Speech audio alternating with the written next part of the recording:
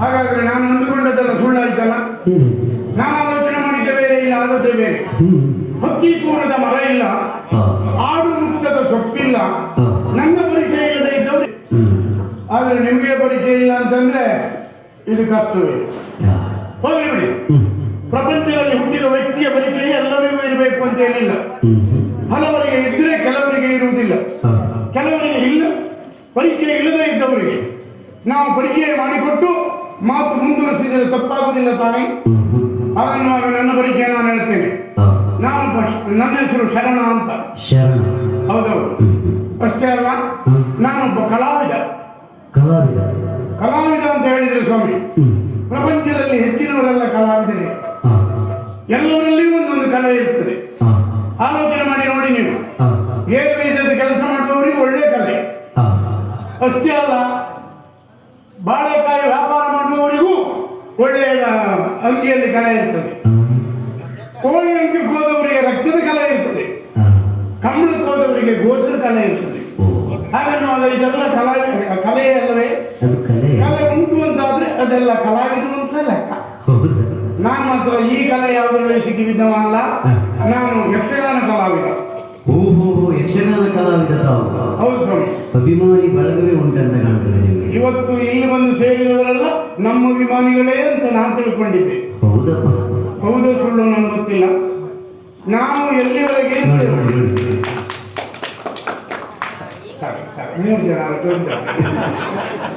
ನಾವು ಇವತ್ತಿನ ಮಟ್ಟಿಗೆ ಅಷ್ಟೇ ಸಾಕು ಸ್ವಾಮಿ.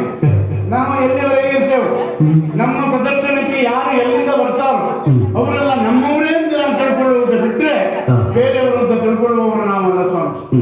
ಆದ್ರೆ ಒಂದು ಕೆಲಸ, ಎಲ್ಲಾ ಕಲೆಗಳನ್ನು ಬಿಟ್ಟು ಯಕ್ಷಗಾನ ಕಲೆಯನ್ನೇ ಆಧರಿಸಿಕೊಂಡಿದ್ದೇನೆ. ಯಾಕೆ? ಕಾರಣ ಬೇರೆ ಏನಲ್ಲ. ಸತ್ಯ ಹೇಳ್ತೇನೆ, ಪ್ರಪಂಚದಲ್ಲಿ ಅದೆಷ್ಟೋ ಕಲೆಗಳಿದ್ರು, ಎಂದು ಅಚ್ಚಳಿಯದೆ ಉಳಿಯುವುದಿದ್ರೆ ಯಕ್ಷಗಾನ ಕಲೆ ಒಂದೇ. ಅಷ್ಟು ಮಾತ್ರ ಅಲ್ಲ ಸ್ವಾಮಿ, ಒಬ್ಬ ಯಕ್ಷಗಾನ ಕಲಾವಿದ ಎಷ್ಟು ಹೊತ್ತು ರಮ್ಯದಲ್ಲಿ ಮಾತಾಡ್ತಾನೋ ಅಷ್ಟು ಹೊತ್ತು ಅಚ್ಚ ಕನ್ನಡದಲ್ಲಿ ಮಾತಾಡುವುದಿದ್ರೆ ಅದು ಯಕ್ಷಗಾನದವರು ಮಾತ್ರ ಹೊರತು ಬೇರೆಯವರಲ್ಲ. ಅಂತ ಕಲೆಯನ್ನ ಮೆಚ್ಚಿಕೊಂಡು ನಾನು ಕಲಾವಿದನಾಗಿ ತಿರುಗ್ತಾ ಇದ್ದೇನೆ ಸ್ವಾಮಿ. ಆದ್ರೆ ಏನ್ ಮಾಡುವ ಹೇಳಿ, ಗಂಡು ಮೆಟ್ಟಿದ ಕಲೆ, ಶ್ರೀಮಂತ ಕಲೆ ಯಕ್ಷಗಾನ ಕಲೆ. ಕಲಾವಿದ ಮಾತ್ರ ಮಾಡುವ. ಈ ಯಕ್ಷಗಾನದಲ್ಲಿ ಆಲೋಚನೆ ಮಾಡಿ ನೋಡಿ, ಎಲ್ಲ ಕಲಾವಿದರು ಬಡವರೇ ಹೊರತು ಶ್ರೀಮಂತರೇ ಆಗುವುದಿಲ್ಲ. ಕಲಾವಿದರಾದ ಮೇಲೆ ನಿಮ್ಮ ಹಾಗೆ ಶ್ರೀಮಂತರಾದವರಿದ್ದಾರೆ. ಕಲೆಗೆ ಬೆಲೆ ಉಂಟು, ಕಲಾವಿದನಿಗೂ ಬೆಲೆ ಉಂಟು. ಆದ್ರೆ ಕಲಾವಿದನಿಗೆ ನೆಲೆ ಇಲ್ಲ ಸ್ವಾಮಿ. ಏನ್ ಮಾಡೋದಂತ ಆಲೋಚನೆ ಮಾಡಿದೆ ನಾನು. ಆಲೋಚನೆ ಮಾಡಿದ ಬಳಿಕ ಇನ್ನು ಬೇಡ, ಯಕ್ಷಗಾನವೇ ಬೇಡ ಅಂತ ತೀರ್ಮಾನಿಸಿದ್ದೇನೆ. ಯಾಕೆ? ದೊಡ್ಡ ಸೋಲು ಅಂತ ಹೇಳಿದ್ರೆ ಯಕ್ಷಗಾನದವರಿಗೆ ಹೆಣ್ಣು ಕೊಡುವವರೇ ಇಲ್ಲ. ಈಗ ಪ್ರಪಂಚದಲ್ಲೇ ಹೆಣ್ಮಕ್ಳ ಬರಗಾಲ ಉಂಟು. ಅದು ಪಾಪ ಇಂಥ ಮಕ್ಕಳಿಗೆ ಅಂತ ಮಾಡ್ತಾವ. ಈ ಚಂಡಿ ಭಾರತ ಕೂತ್ರೆ ಹೆಣ್ಣು ಕೊಡುವವರು ಯಾರು? ಎಂತೆಂಥ ಉದ್ಯೋಗ ಇದ್ದವರಿಗೂ ಹೆಣ್ಣು ಸಿಕ್ಕದ ಕಾಲದಲ್ಲಿ ಈ ಚಂಡಿ ಭಾರತವರಿಗೆಲ್ಲ ಹೆಣ್ಣು ಕೊಡ್ತಾರೆ. ಇನ್ನು ಇವರೇನಾದ್ರೂ ಮಾಡಬೇಕು. ಆದ್ದರಿಂದ ಸ್ವಾಮಿ, ನಾನು ಆಲೋಚನೆ ಮಾಡಿದ್ದು ಒಂದೇ, ಎಲ್ಲಿಯಾದ್ರೂ ನೆಲೆಯಾಗಿರಬೇಕು. ಕಲಾವಿದನಿಗೆ ನೆಲೆ ಇಲ್ಲ ಅಂತ ಆಗಬಾರ್ದು ಅಂತ ಆಲೋಚನೆ ಮಾಡಿದೆ. ಕೆಲಸಕ್ಕೆ ಹೇಳಿದರೆ ಕೊಡುವವರು ಯಾರೂ ಇಲ್ಲ. ಹಾಗಾದ್ರೆ ಯಾವ ಕೆಲಸ ಆದೀತು ಎಂದು ಕೇಳುವವರು ಇಲ್ಲ. ಹಾಗಾಗಿ ಆಲೋಚನೆ ಮಾಡಿದ್ದು ಬೇರೆ ಏನಲ್ಲ, ನನ್ನ ಬಾಲ್ಯ ಸ್ನೇಹಿತ ಒಬ್ಬ ಇದ್ದಾನೆ, ಅವನಲ್ಲಿ ಹೋಗಿ ನಾನು ಒಂದು ಆಪ್ಷನ್ ಕೊಡು ಅಂತ ಹೇಳಿದ್ರೆ ಖಂಡಿತ ಕೊಡಬಹುದು ಎನ್ನುವ ದೃಷ್ಟಿಯಿಂದ ಹೊರಟು ಬಂದಿದ್ದೇನೆ. ಅಲ್ಲಿಗೆ ನಡೆಯುತ್ತೇನೆ.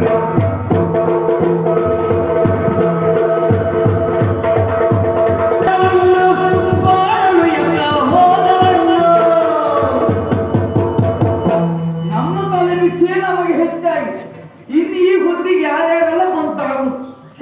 ನೀವು ಕೆಲಸ ಮಾಡ, ನೀನು ಇಷ್ಟೊತ್ತಿಗೆ ನೀವು ಬೆಳಿಗ್ಗೆ ಬಂದು ದೇವಸ್ಥಾನದಲ್ಲ ಒಳ್ಳೆ ಸಾಗುವುದಿತ್ತಲ್ಲ ನಿಮಗೆ.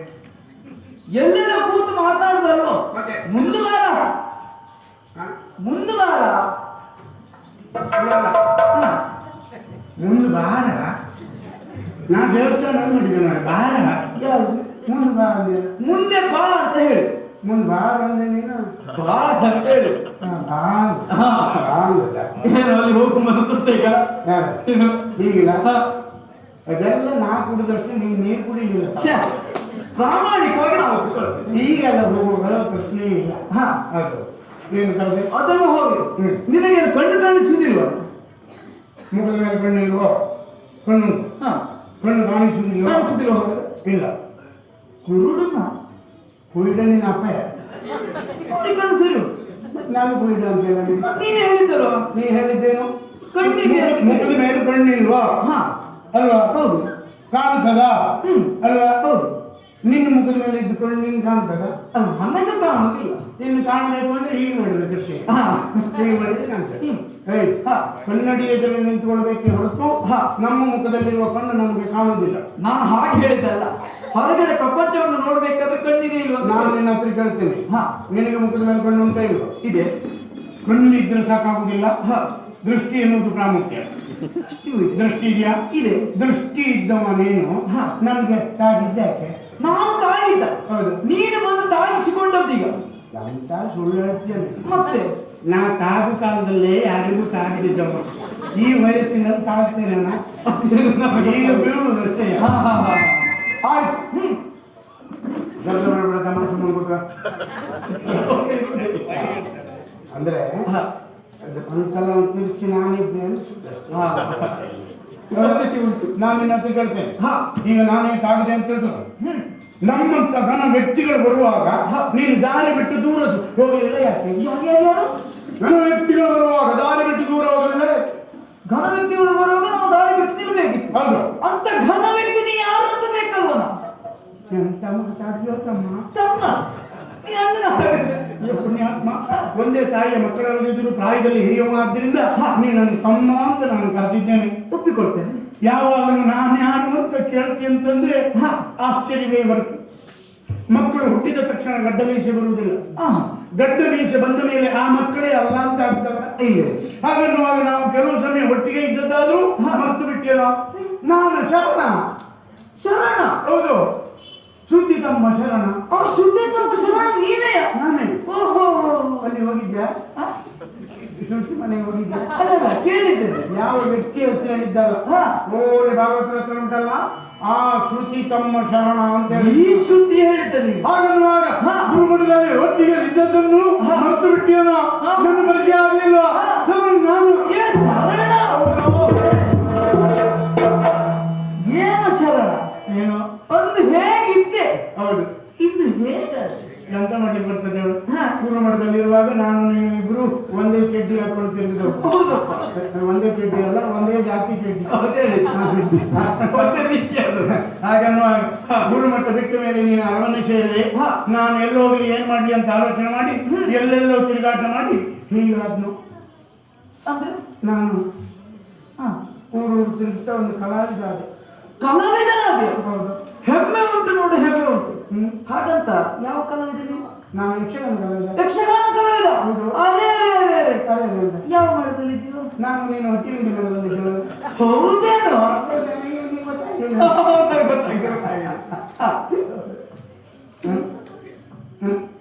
ಏಕಂತ ಗೊತ್ತಾಗಿಲ್ಲ. ಅಲ್ಲ, ನಿನ್ನ ನೋಡಿ ನನಗೆ ತುಂಬಾ ಸಂತೋಷ ಆಯ್ತು ನೋಡಿ. ಅರವನ್ನ ಹೋದ್ಮೇಲೆ ಇದೆಲ್ಲ ಎಂತ ಬಂಗಾರವನ್ನ? ಅಪ್ಪಟ ಬಂಗಾರ. ಓಹೋ, ಕುಪ್ಪುಗಟ್ಟು ಬಂಗಾರ ಅಂದ್ರೆ ಇದೆಯಾ? ಶುದ್ಧ ಚಿನ್ನವು. ಹೌದು, ಅದೇ ಅದೇ ಅದೇ. ನಾನು ಅಪ್ಪನ ಕಾಲದಲ್ಲಿ ಮರದ ಕೊರಡಿಗೆ ಬ್ಯಾಗ್ ಇರ್ತಿದ್ದು ಅಂತ ತಮ್ಮ, ಇದು ಇಷ್ಟು ಹೊಳಿತದೆ, ಇದು ಸ್ವಲ್ಪ ಹೊಳಿತಾ ಇಲ್ಲ, ಇದೆಲ್ಲ ಇನ್ನೂ ಹೊಳಿಬೇಕು. ಇದು ಹಳೆ ಕಾಲ. ಇದು ಇನ್ನೂ ಹೊಳಿಬೇಕು ಅಂತಾದ್ರೆ 4 ಮನೆ ಮಳೆ ಬೀಳ್ಬೇಕು ಇದಕ್ಕೆ. ಹೊಚ್ಚಿದ್ದೆಲ್ಲ ಹೊಚ್ಚಿ ಹೋಗಿ ಬರೇ ಕನ್ನಡಿ ಇರುವಾಗ ಪಳ ಪಳ ಪಳ ಪಳ ಪಳ ಹೊಳೆದು ನೋಡ್ಬೇಕು. ನಾನು ತಿರುಗಿದೆ ಎಲ್ಲೆಲ್ಲ ತಿರುಗಿದ ಕಲಾವಿದನಾದೆ.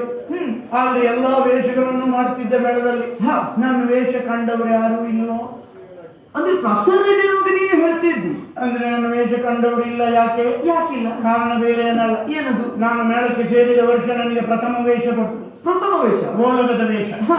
ಒಡ್ಡೋಲಗ ಮಾಡ್ಕೊಂಡು ಹೀಗೆ ನೋಡುವಾಗ ಹಾ. ಬರೀ ಆಸನ ಕಾಣ್ತಿತ್ತು ಹೊರತು ಜನ ಬರ್ತಿರ್ಲಿಲ್ಲ. ಹಾ, ಯಾರು ಆ ಸಂದರ್ಭ ಬರುವುದಿಲ್ಲವಾಗಿ. ಕೊನೆಗೆ ಹಾ. ಇದು ಯಜಮಾನರಲ್ಲಿ ಹೇಳಿದೆ ಹಾ. ಏನಂತ, ನನಗೆ ಮೊದಲು ವೇಷ ಬೇಡ, ಕೊನೆಯ ವೇಷ ಕೊಡಿ ಅಂದೆ. ಹಾ.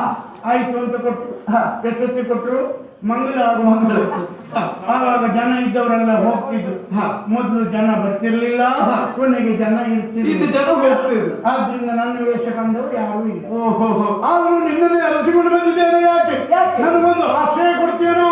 ಆಶ್ರಯ ಮಿತ್ರ.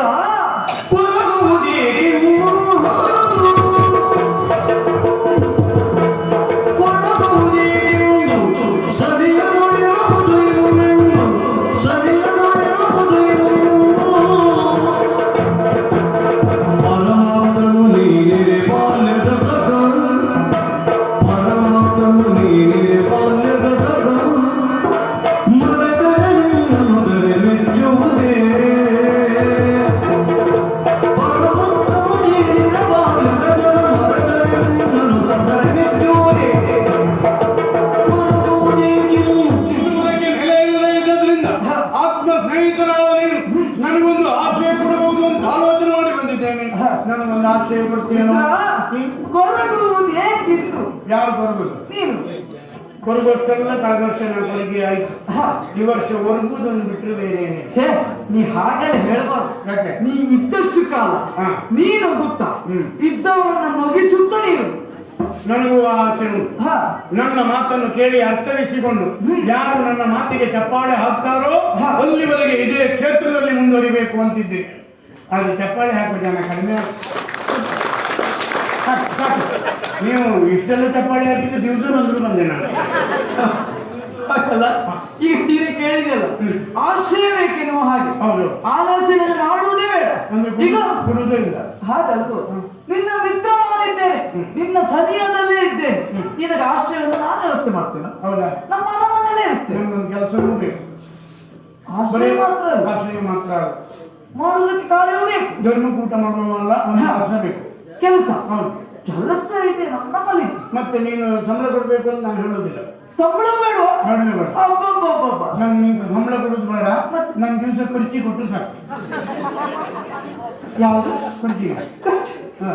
ಪುಣ್ಯಾತ್ಮ, ಈ ಸಂಬಳ ಇಷ್ಟೇ ಆದ್ರೂ ನಿಗದಿಯನ್ನು ಮಾಡಿಕೊ. ಒಂದಿಷ್ಟು ನಿಗಂಡು ಬೇಕಾದ್ರೂ ಮಾಡಿಕೊ. 1 ದಿವಸದಲ್ಲೋ 3 ದಿವಸದಲ್ಲೋ 6 ದಿವಸದಲ್ಲ 6 ತಿಂಗಳಲ್ಲ ಅದು. 6 ತಿಂಗಳು ಮಳೆಗಾಲದಲ್ಲಿ ನಿಮ್ಮ ಮನೆ ತಿರುಗ್ತಾ ಇರೋದು. ಅದನ್ನಾದ್ರೂ ಅಪ್ಪಳಿಸ್ತೇನೆ. ಹಾಗಂತ ಖರ್ಚಿ ಕೊಡುವುದಕ್ಕೆ ಆಗುದಿಲ್ವ? ಅಂದ್ರೆ ನಮ್ಮಂತವರ ಖರ್ಚು ದುಬಾರಿ ಆಗುವುದು. ಏನು ಇಲ್ಲದೇ ಇರಬಹುದು. ಹೌದು, ಹೇಳಿಕ್ಕೆ ಆಗುದಿಲ್ಲ. ನಾನು ಆಲೋಚನೆ ಮಾಡಿದ್ದಲ್ಲ. ಇವತ್ತಿನವರೆಗೆ ನನಗೆ ಸಂಬಳ ಎಂತಿದ್ದು ಕೊಡಿ ಅಂತ ಯಾರಲ್ಲಿ ಕೇಳಲಿಲ್ಲ ನಾನು. ಅದರಿಂದ ಯಾರು ಎಷ್ಟು ಕೊಡ್ತಾರೋ ಅದೇ ದೊಡ್ಡ ಸಂಬಳ ಅಂತ ತಿಳಿಯುವ. ಹಾಗಾದ್ರೆ ನೀನು ಎಷ್ಟಾದ್ರೂ ಕೊಡು. ಅಂದ್ರೆ ಪ್ರಾಮಾಣಿಕವಾಗಿ ಕಾರ್ಯವನ್ನು ಮಾಡಿ ನಾ ಕೊಟ್ಟು ಸುತ್ತ ಇಟ್ಕೊಂಡು ಹೋಗ್ತೀನಿ ಎನ್ನುವ ಹಾಗೆ. ಹೌದು. ಆದ್ರೂ ನಿನಗೊಂದು ಕಾರ್ಯ ಬೇಕಲ್ವ ಈಗ? ಮೊದಲೇ ಹೇಳಿದೆ ನೀನೊಬ್ಬ ಕಲಾವಿದ ಎನ್ನುವ ಹಾಗೆ. ಹೌದು. ಅಂದ್ರೆ ಆ ಕಲೆಯಿಂದ ನೀನು ಅದನ್ನ ಪಾರಂಗತವಾಗಿಸಿಕೊಂಡಿದ್ದೀ ಎನ್ನುವ ಹಾಗೆ. ಸರಿ. ಹಾಗೆ ನಮ್ಮಲ್ಲಿ ಕೆಲವು ಹುಡುಗರೆಲ್ಲ ಇದ್ದಾರೆ, ಆ ಕಲೆಯನ್ನ ಕಲಿಬೇಕು ಎನ್ನುವ ಹಾಗೆ. ನೀ ಇಂದಿನಿಂದ ಗುರು ಆಗಬೇಕು. ಮಕ್ಕಳಿಗೆಲ್ಲ ಹೇಳಿಕೊಡುದ? ಕಲೆಯನ್ನು ಹೇಳಿಕೊಡ್ಬೇಕು. ನೀನು ಕೆಲಸ ಬೇಡ, ಸಂಬಳ ಬೇಡ. ಯಾಕೆ? ಮಕ್ಕಳಿಗೆ ಹೇಳಿಕೊಡುವ ಆಲೋಚನೆ ಬೇಡ. ಹಾ. ಯಾಕಂದ್ರೆ ಇತ್ತೀಚಿನ ಮಕ್ಕಳು ನಮಗೇ ಕಲಿಸುವ ಮಕ್ಕಳೇ ಹೊರತು ನಮ್ಮಿಂದ ಕಲಿಯುವ ಮಕ್ಕಳಿಲ್ಲ. ಛೇ, ಹಾಗಾಗುವುದಕ್ಕೆ ಇಲ್ಲ. ನಮ್ಮಲ್ಲಿ ಇರೋರು ನಿಷ್ಠಾವಂತ ಮಕ್ಕಳೇ ಇರುವುದು. ಹಾಗಾದ್ರೆ ಎಲ್ಲಿವರೆಗೆ ನಾನು ಇರ್ತೇನೆ ಅಲ್ಲಿವರೆಗೆ ನನ್ನಲ್ಲಿ ಏನು ಸಾಹಿತ್ಯ ಉಂಟು ಅದನ್ನೆಲ್ಲ ಸದಾ ದಾನ ಮಾಡ್ತೇನೆ.